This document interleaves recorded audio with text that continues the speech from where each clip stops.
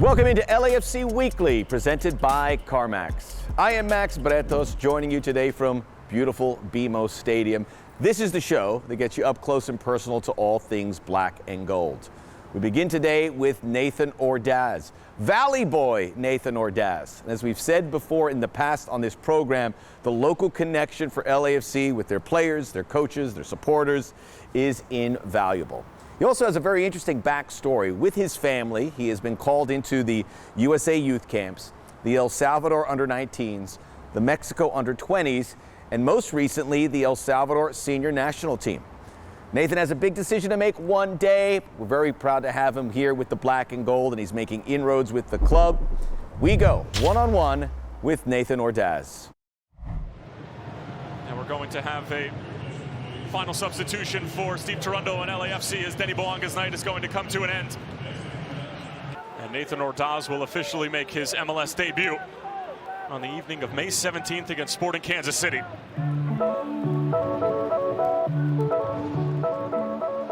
Nathan Ordaz, tell me a little bit about where you're from. I'm from the Valley, Van Nuys, California. It's a place in LA, where everything's close, and this is where I grew up. What's it like playing soccer there, seeing your desire for soccer build? I mean, I think it's a really high level area. We've had a few pros. There's a college down there that's produced a few pros. And so yeah, it's just, I was always getting pushed in that area and, by the competition. As a young man, what interests you in addition to soccer? What were the things that kept you busy? Video games a lot, still video games, and yeah, just hanging out with family and stuff. When did you know that soccer was something that you were good at and you wanted to pursue?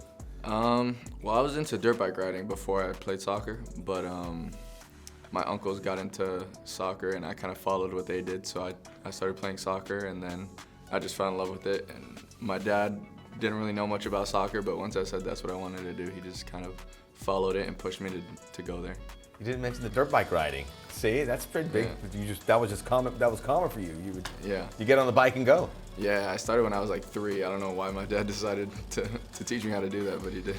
Was your dad into other sports? No, not really. I think he wanted me to play baseball because he understood it. It was simple. My uncle played baseball, and just nobody really played soccer like that in the family. But once I wanted to do it, he just learned it fully, and he taught me basically everything that I know and how I play. Your father didn't know a lot about it, but he obviously was a big part in encouraging you to do it. Tell me about that relationship. I mean, he was basically my coach from once I said that's what I wanted to do. He was like, okay, that's what you want to do. That's what, be successful in it. So that's what he started watching film himself and just teaching me whatever he could get out of it, and it worked out really well.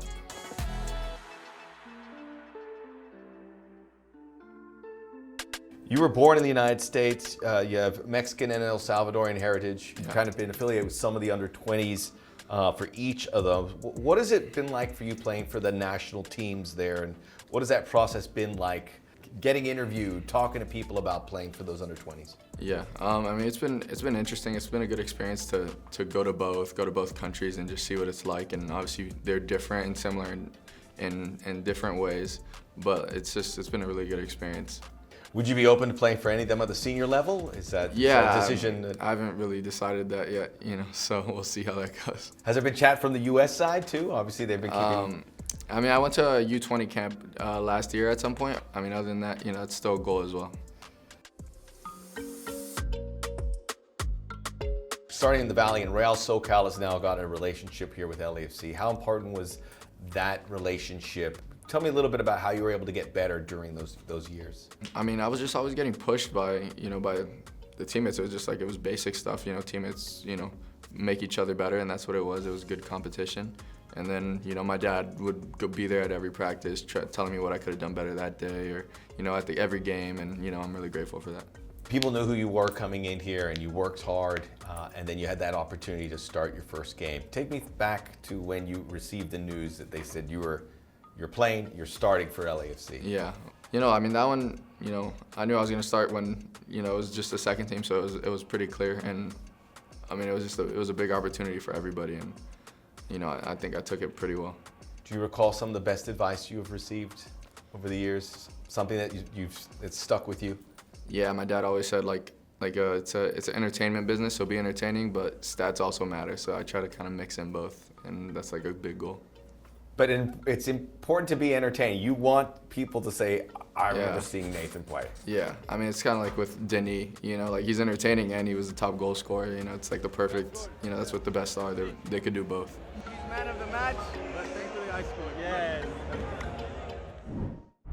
Coming up on LAFC Weekly, presented by Carmax, we break down Mateusz Bogusz's first goal this season versus Seattle. LAFC Weekly is presented by Carmax, official used car retailer of LAFC, by BMO, official bank of LAFC, and by Pacific Office Automation. We have your office game plan.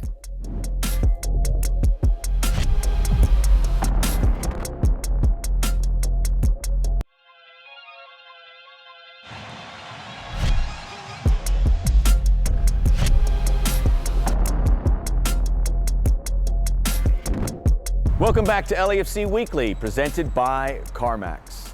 The 2024 season began with the victory right here at BMO Stadium, the game-winning goal by Polish international Matty Bogusz. LAFC, it's all about the team effort. Whether it's the defender, the goalkeeper, everyone chips in on a goal. They all remember the goal, and they all remember this one. It was a nice one. Let's look back at the anatomy of a goal, Matty Bogusz versus the Seattle Sounders.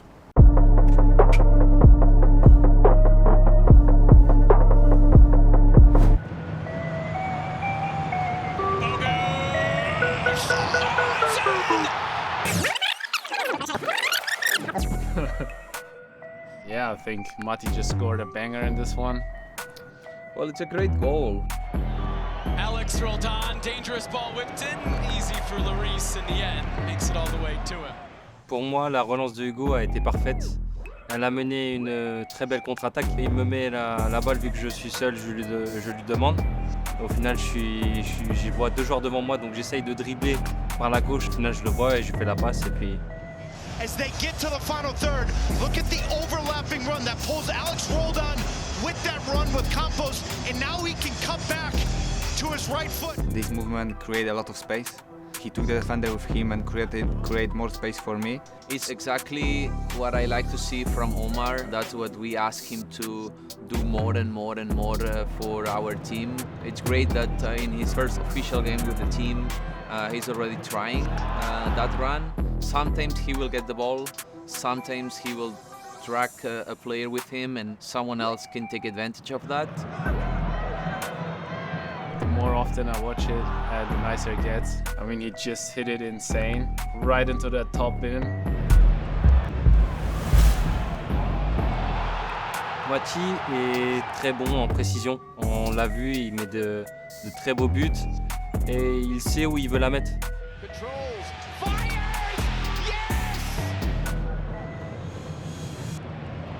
Matty just did the magic. Turned out to be one of the nicest goals this season, probably. I'm happy to score a goal. Doesn't matter if it's beautiful or no. Important is scoring, but in my case, are beautiful. So when I'm hitting like that, I think it's impossible to goalkeeper. Maybe Hugo can catch it.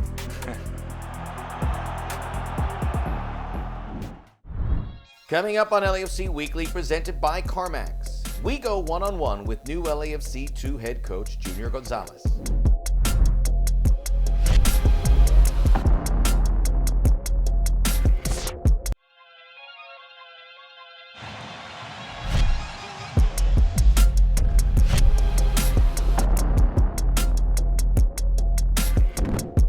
Welcome back to LAFC Weekly, presented by Carmax. A brief description about LAFC 2. It is the LAFC second team. They play in MLS Next Pro. It's a new league. And the whole idea there is where you can get your players some experience, get your injured players back on track, or in the case of what LAFC 2 is doing, get some of those young players from the academy and cultivate them so that they can be ready for the senior team one day. In 2024, they have a new coach, Junior Gonzalez, who has a tremendous resume in MLS, the college ranks. Maybe the best part, he is local. Let's get to know new LAFC 2 coach Junior Gonzalez in the LAFC 2 report, presented by Kaiser Permanente.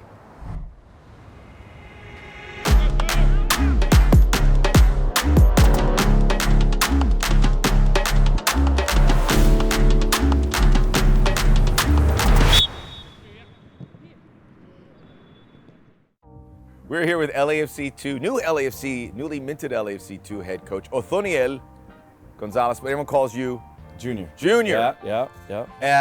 Got to be great to be back home here. LA is where you're from. Yeah, it's where I'm from. Originally from Southgate, and then we moved east to Pomona, Montclair, and then ended up in Rancho Cucamonga, and then Empire. You've been away. You were at the Chicago Fire assistant coach there. You've had a tremendous coaching career. Just from the time that you were away seeing LAFC develop, what was your thoughts about this new club in your hometown growing, and now the perception of seeing it firsthand as part of the coaching staff? Yeah, it was. I went to a get-together right when the club started, and I saw John there, and it was like a reunion for their Patty Adora's team, championship team, and I remember how excited he was when they started the club. And I've been friends with Todd Saldana for a long time. He was a big part of the academy, and so I've always kept tabs on how the development of the academy and the first team have been going, and it's incredible with such a short period of time what they've been able to do, not just for the results-wise, but the culture of soccer in Los Angeles. It's incredible.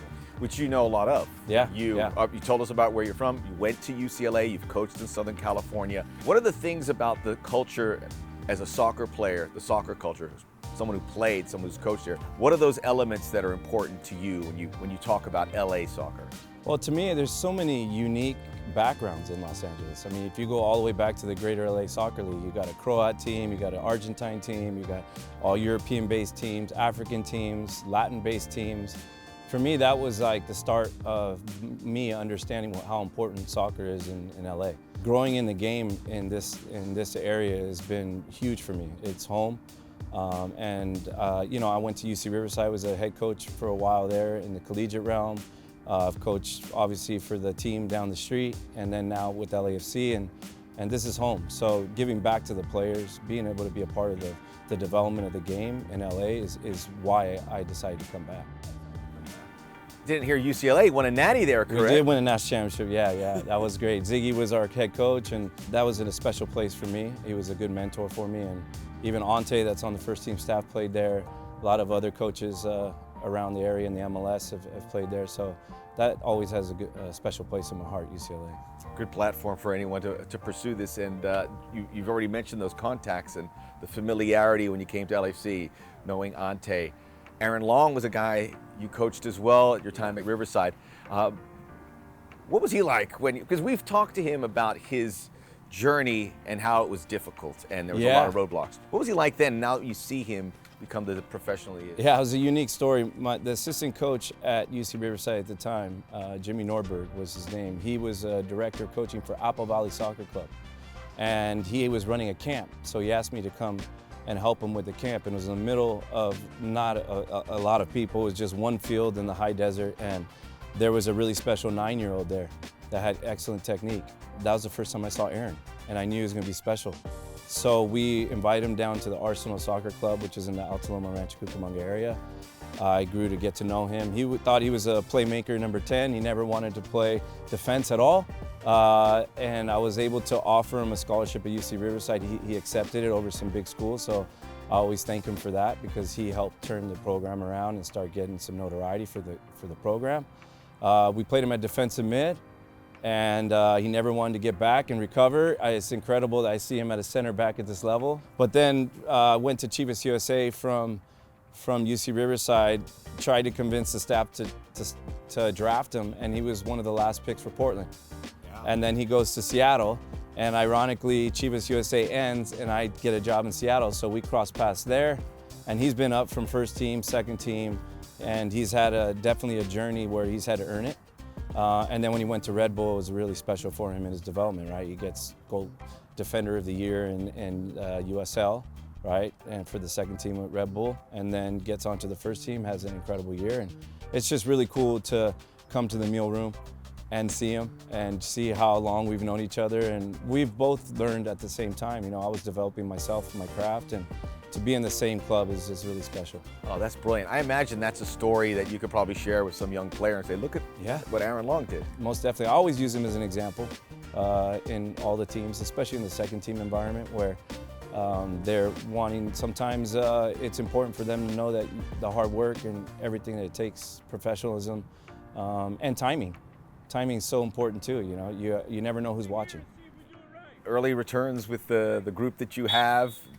Look, LAFC 2 is year one a season ago, so it's in diapers. And now in year two to see. And you mentioned winning is a big part of it, and that has to be something that is attractive for players for their movement to the first team eventually as well. Yeah, I feel if we're teaching the principles, I mean, the first team staff, I've been here a month, and they've already brought me in and given me so much information. Steve has given me the whole game model, teaching me what LAFC soccer is all about. And then, you know, also staff members that are within our second team staff have been teaching in that same way. So I just needed to get up to speed quickly on what the principles are and the style of play, and then implement that within the group. And so far, we've had a few games, we've had some success. Steve today, he just pulled me aside and said, I watched the game, and this is what I see. And he said, good job, because at least what he's seeing looks like what we saw versus Seattle. And for me, that's awesome to have that relationship with the head coach where they're actually paying attention. So I'm really happy how open it is here and how everyone's communicative and they just all want to help each other. So that's been a huge plus this past month. LAFC 2 in many ways has to mirror LAFC 1, as you pointed out, but your philosophy as a coach and aligning with that, but you being Junior Gonzalez as well and what you bring to the table, what are those important elements? Yeah, I've always been a pretty a coach that likes to play through lines, a lot of build-up. Now we're playing through lines.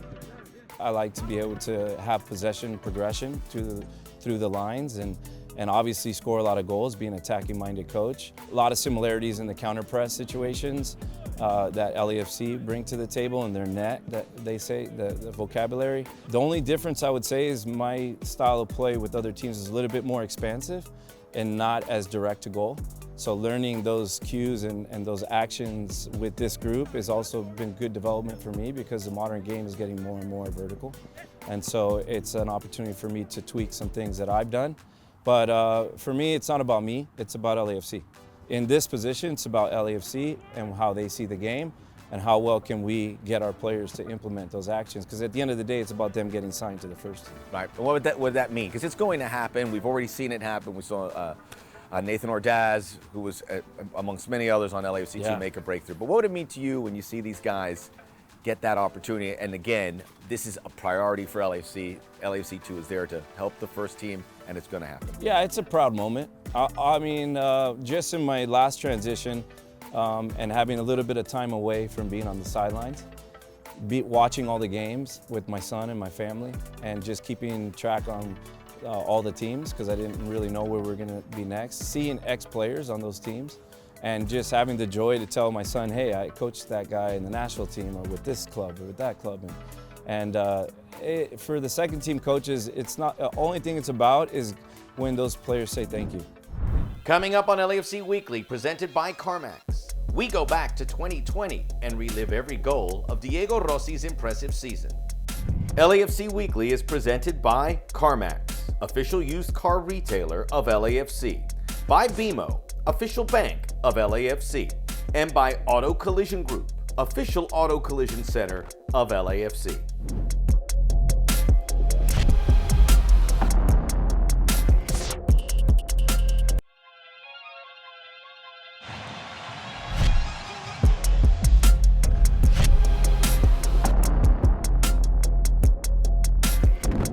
Welcome back to LAFC Weekly, presented by Carmax.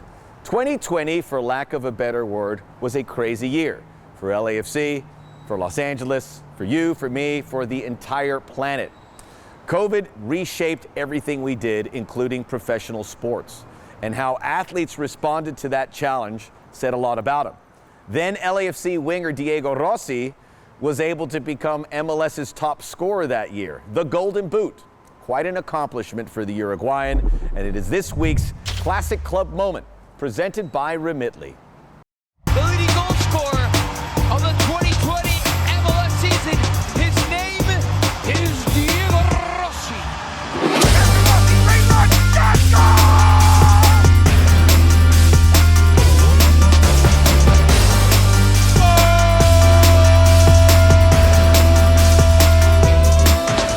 What we love is the way Diego has taken more responsibility. He's become more of a leader. You could see it in Orlando, and it continues. I think he's getting better and better. That is all the time we have for LAFC Weekly. A reminder, get your tail out here. It is glorious here at BMO Stadium, and watch a game as soon as you can. Until then, and until we join you next week, this is Max Breto saying, let's go black and gold.